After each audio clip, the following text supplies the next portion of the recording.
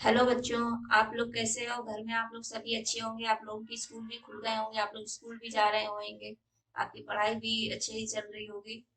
आज हम लोग साइंस का एक नया टॉपिक लेके आए हैं जिसका नाम है fibre to fabric. Fibre to fabric. अब फाइबर क्या होता है, फैब्रिक्स क्या होते हैं, इस और ये कहाँ से मिलते हैं, कैसे प्रिपेयर करे जाते हैं, इसके लिए कपड़े कैसे बनाए जाते हैं, ये इन सब चीजों के विषय में आज हम लोग इस चैप्टर में जानेंगे। A material which is available in the form of thin and continuous strand is called fiber.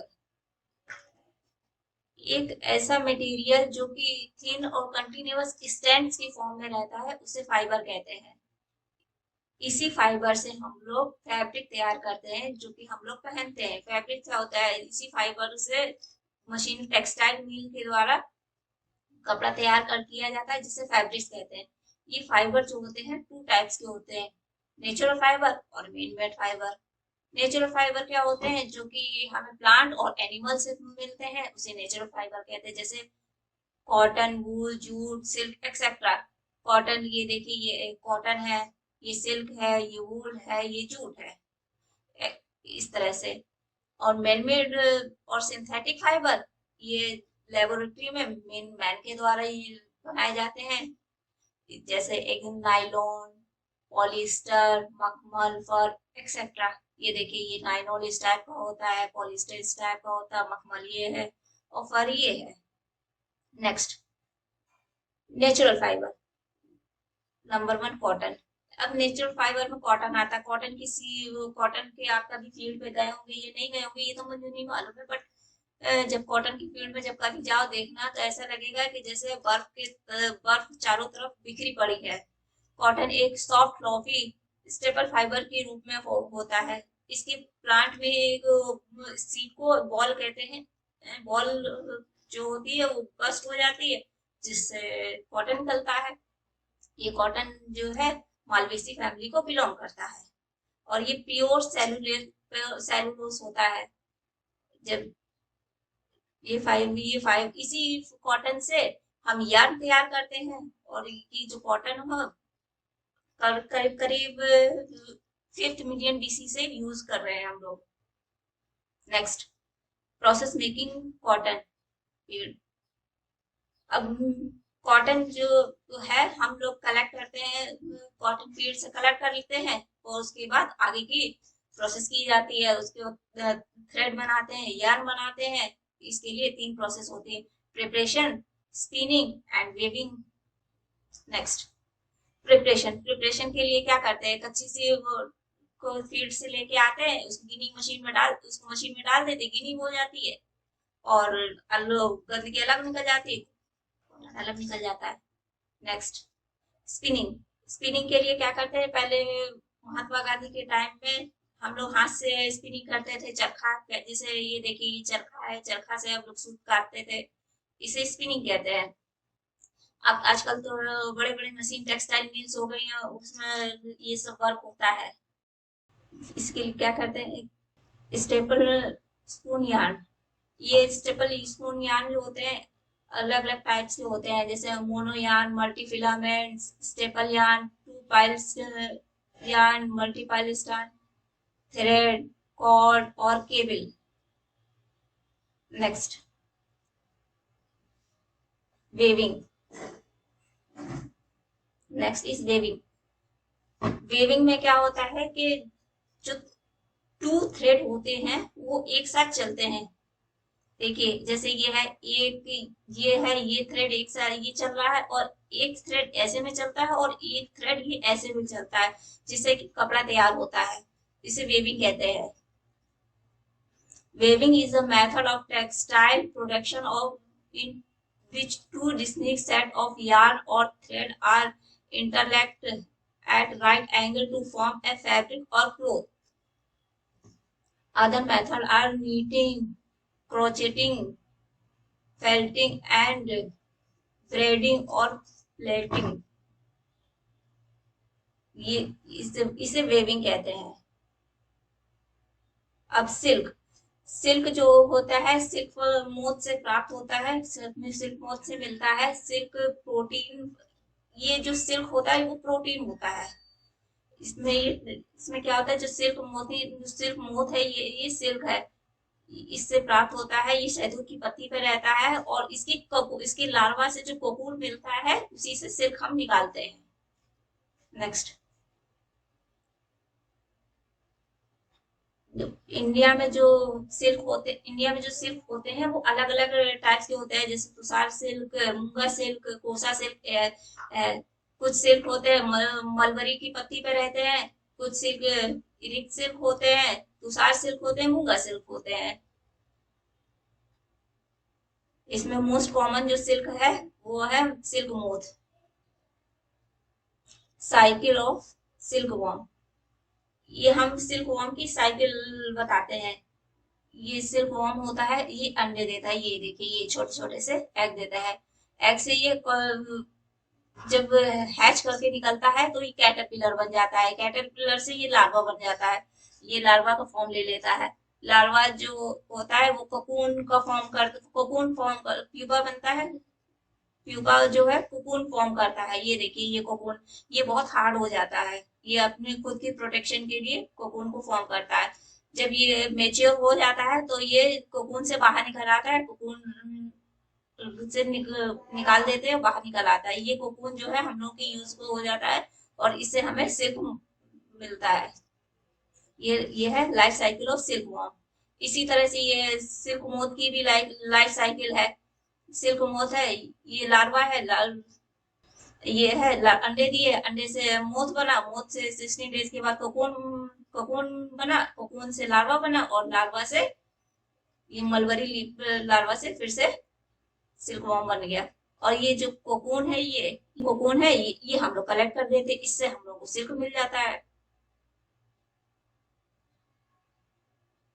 Silk process के लिए भी हमको ये तीन तरह की सिल्क बनाने के लिए भी हमें ये तीन तरह के प्रोसेस यूज करते हैं, जैसे rearing of silk worm, reeling, dyeing etcetera. ये देखिए ये सब। अब आते हैं वूल पे।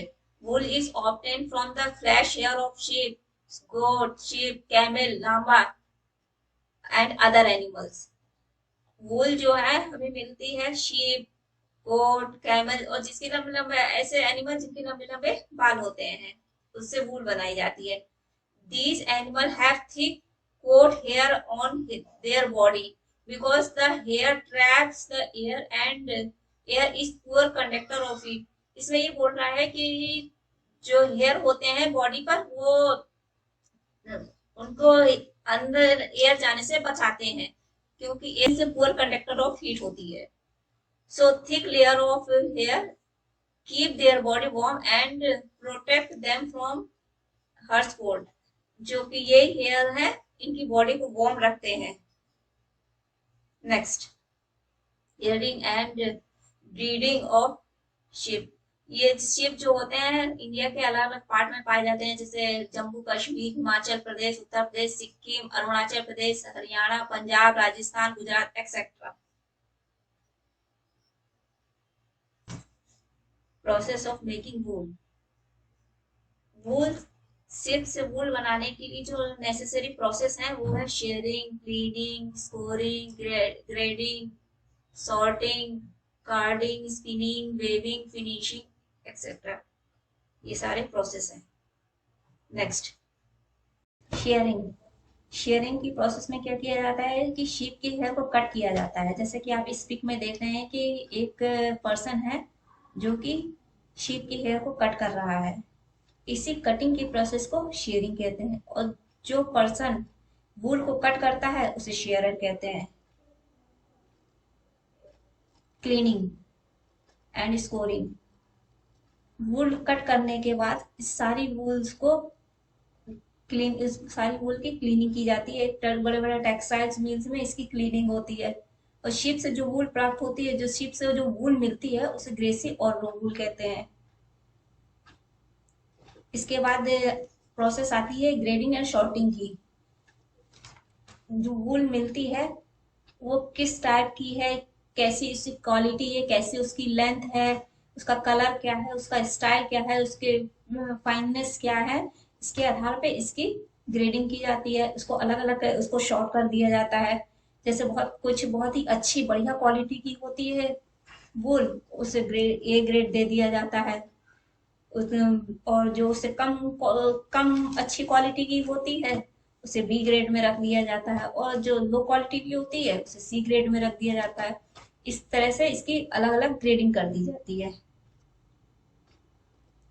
कॉर्डिंग, ये इसकी आगे की प्रोसेस होती है। इसमें क्या करते हैं, छोटे छोटे जो वूल्स होते हैं उसको प्रोसेस करके उसको मिला करके एक अच्छी क्वालिटी का फैब्रिक्स तैयार किया जाता है। जैसे ये, इसको पहले तो इसको वूल फाइबर में चेंज किया जा रहा है और इसको मिला करके एक अच्छी क्वालिटी का फैब्रिक्स तैयार किया जा रहा है। स्पिनिंग, ये टेक्सटाइल इंडस्ट्री का बहुत मेजर और इम्पोर्टेंट पार्ट होता है। इसमें क्या करते हैं कि छोटे छोटे फाइबर के स्टैंड्स होते हैं, जैसे ये फाइबर का स्टैंड से ये है, इसको मिलाकर एक यार्न तैयार किया जाता है। ये देखिए, ये जैसे ये इसको यार्न तैयार किया जा रहा है। डाइंग, ये इसके बाद की प्रोसेस होती है। यार्न तो तैयार हो गया, सभी यार्न एक ही जैसे होंगे, तो उसको अलग अलग कलर करने के लिए, उसको अलग अलग तरीके से दिखाने के लिए, मनपसंद कलर देने के लिए उसको डाई कर दिया जाता है यार्न को। वेविंग, ये इसके बाद की प्रोसेस होती है। इसमें two set of yarn, yarn के दो दो सेट होते हैं। जैसे ये कि ये एक सेट ऐसे जा रहा है, एक यार्न ऐसे जा रहा है, एक यार्न ऐसे जा रहा है, ये इस ऐसे इसी को अरेंज करके एक फैब्रिक तैयार किया जाता है, इसे वेविंग कहते हैं। जूट, जूट एक नेचुरल फाइबर है। जूट का पौधा लॉन्ग सॉफ्टी शाइनी होता है, और जो इसका फाइबर होता है, इसका थ्रेड होता है, बहुत ही स्ट्रॉन्ग होता है, बहुत ही मजबूत होता है। ये टिलियेसी फैमिली को बिलोंग करता है। लेकिन कुछ जो जूट के पौधे होते हैं, कुछ फाइबर के पौधे होते हैं जिससे फाइबर मिलता है, वो मोस्टली मालवेसी फैमिली को बिलोंग करते हैं। इसका यूज, जूट का यूज तो हमारे देश में बहुत ही पहले से और लगभग थर्ड मिलेनियम बीसी से हो रहा है। Process of making jute, batching, carding, drawing, spinning and binding, ये सब इस जूट बनाने की मेन प्रोसेस है। और स्पिनिंग के बाद जो जूट का यार्न प्रोड्यूस, जो उसके यार्न प्रोड्यूस होते हैं उसे हेशियन और सेकिंग यार्न कहते हैं। Process of making jute, batching, carding, drawing, spinning and binding, ये सब जो है जूट बनाने की मेन प्रोसेस है। और स्पिनिंग के बाद, स्पिनिंग से टू टाइप के जूट प्रोड्यूस होते हैं, शेकिंग यार्न और हेशियन यार्न प्रोड्यूस होते हैं, जैसा कि आप ये पिक में देख रहे हैं। Process of making jute, batching, carding, drawing, spinning and binding, ये सब जो है जूट बनाने की मेन प्रोसेस है। और स्पिनिंग की प्रोसेस के बाद टू टाइप्स के जूट यार्न प्रोड्यूस होते हैं, शेकिंग यार्न और हेशियन यार्न, जैसा कि आप ये देख रहे हैं। ये जूट बनाने के बाद का प्रोसेस, इस तरह से जूट बनता है। मैन मेड और सिंथेटिक फाइबर, जैसा कि नाम से ही लग रहा है कि मैन के द्वारा बनाया गया, जो मैन के द्वारा बनाया गया वो तो सिंथेटिक ही होगा। ये केमिकल प्रोसेस के द्वारा लेबोरेटरी में तैयार किया जाता है। ये बिल्कुल नेचुरल फाइबर की ही तरह दिखाई देता है। बहुत सारे हाउस होल्ड में सिंथेटिक फाइबर का यूज होता है, जैसे रोप है, बकेट्स है, फर्नीचर है, कंटेनर्स है। और इसका यूज स्पेशलाइज्ड यूज भी हो, कुछ स्पेशलाइज्ड यूज भी होते हैं, जैसे एयरक्राफ्ट है, शिप है, और स्पेस क्राफ्ट्स है, हेल्थ केयर्स हैं, इन सब चीजों में यूज होता है। सिंथेटिक फाइबर जो बनाए जाते हैं वो पॉलीमर से बनाए जाते हैं। अब ये पॉलीमर क्या होते हैं, पॉलीमर होते हैं जो बहुत सारे मॉलिक्यूल को कंबाइन करके बनता है, उसे पॉलीमर कहते हैं। जो एक मॉलिक्यूल होता है उसे मोनोमर कहते हैं, जो बहुत सारे मॉलिक्यूल से बनता है वो पॉलीमर होता है। पॉली मतलब बहुत सारे। जैसे कि ये देखिए ये है, एक मॉलिक्यूल, दो मॉलिक्यूल, तीन मॉलिक्यूल, ये अलग अलग एक एक मॉलिक्यूल है, इसे मोनोमर कहेंगे। और जो पॉलीमर होते हैं ये सारे जो एक ज्वाइंट हो गए हैं, कंबाइन करके ये पॉलीमर बना लिया, एक लॉन्ग चेन का फॉर्म ले लिया है, इसे पॉलीमर कहेंगे। Nylon coal water and air से बनाया जाता है। ये इजी वॉश होते हैं, इलास्टिक होते हैं और दिखने में भी सुंदर लगते हैं। ये क्विकली शेप में भी रिटेन अपने आप बने रहते हैं, रिटेन शेप, श्रिंक नहीं होते हैं, एक्सेट्रा। और लाइनॉन का यूज तो शीट कार की सीट बेल्ट बनाने में, स्लीपिंग बैग बनाने में, सॉक्स बनाने में और रोप बनाने आदि में सब में किया जाता है। और इसके अदर यूज हैं जो पैराशूट मेकिंग में, फिशिंग नेट्स बनाने में और रॉक क्लाइंबिंग बनाने में किया जाता है। Polyester polyester polyester coal water air and petroleum से बनाया जाता है। ये भी एक सिंथेटिक फाइबर होता है। पॉली ईस्टर यानी कि बहुत सारे जो ईस्टर मिल्क के कंबाइन करके बनाते हैं उसे पॉलिस्टर कहते हैं। पॉलिस्टर यह एक ईस्टर एक केमिकल है जिस जो कि बहुत सारे ईस्टर कंबाइन करके पॉलिस्टर का निर्माण करते हैं। पॉलिस्टर जो होता है वो भी इजी वॉश होता है, रिंकल फ्री होता है और ड्रेस मटेरियल में यूज किया जाता है इसको। और पॉलिस्टर का यूज नेट बनाने में, रेनकोट बनाने में, जैकेट बनाने में एंड रोप बनाने में किया जाता है। एक्रेलिक ये वार्म एंड लाइट वेट होता है। ये भी एक सिंथेटिक फाइबर होता है। ये सॉफ्ट और फ्लेक्सिबल होता है। इसका यूज स्वेटर बनाने में, ब्लैंकेट बनाने में, Kashmiri jacket, shawl and track suit बनाने में होता है। इसका यूज बूट की परत बनाने के लिए, ग्लव्स बनाने के लिए और कार्ट्रिज बनाने के लिए भी इसको यूज करते हैं। इसका use craft yarn, boat snail and vehicles के कवर बनाने में करते हैं। अब आते हैं advantage of synthetic fibre. Synthetic fibre के एडवांटेज पर। एडवांटेज क्या है इसके के ज्यादा तो कुछ नहीं है। जैसे ये इलास्टिक होते हैं, इजी स्ट्रेच्ड हो जाते हैं, स्ट्रॉन्ग होते हैं, हैवी वेट को लोड कर सकते हैं। और इसका यूज क्लोथिंग क्लोथिंग मटेरियल के लिए भी होता है, ड्यूरेबल होते हैं, इजीली वॉश होते हैं, इजीली हैंडलिंग होते हैं और हर जगह अवेलेबल हो जाते हैं।